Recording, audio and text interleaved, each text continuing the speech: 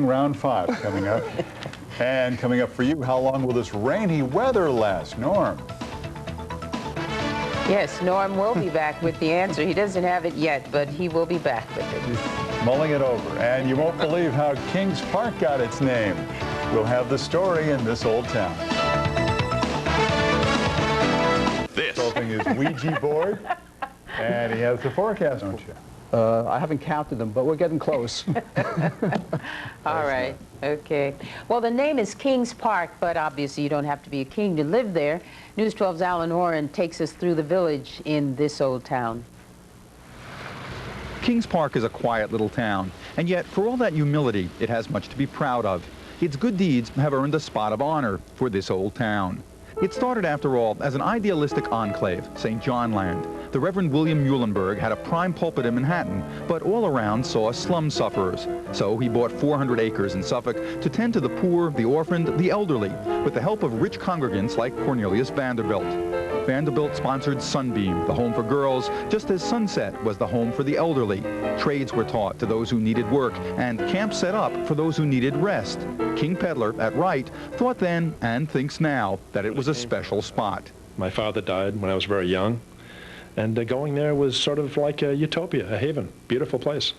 When Muhlenberg died in the hospital he'd founded in Manhattan, St. Luke's, he was buried in the haven he'd founded on Long Island, St. John Land.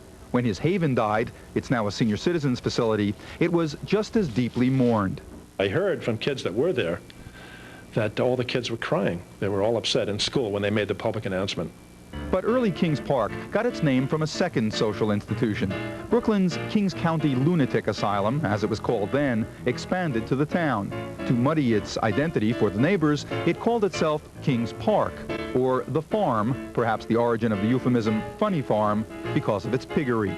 It was in the forefront of new techniques, lobotomy, electric shock, drug therapy, as well as old techniques, patient baseball. At one time, it was the largest such hospital in the state, with more residents, 15,000, than Smithtown. One especially eerie reminder remains. It's a 5-acre potter's field, where patients without families were buried in 2 layers of coffins, many holding small bottles with their name and cause of death. Otherwise, just one marker, and a recurrent fog. I don't know, sometimes I get scared because I wonder why this is the only place that has fog in it. And then the fog will like move. It comes all the way down and then it disappears, but then it'll come back and it'll fill up with fog again. Now slated to close in 1997, most of the hospital's brick buildings are boarded up, and the fire engine that once served the town now serves just the hospital. It is better to give than receive, the old adage goes, and Kings Park has taken that advice seriously. It is given in the form of social service for its entire 124 years. In This Old Town, I'm Alan Oren. Stocks tumble on Wall Street today. We'll have that story in the day's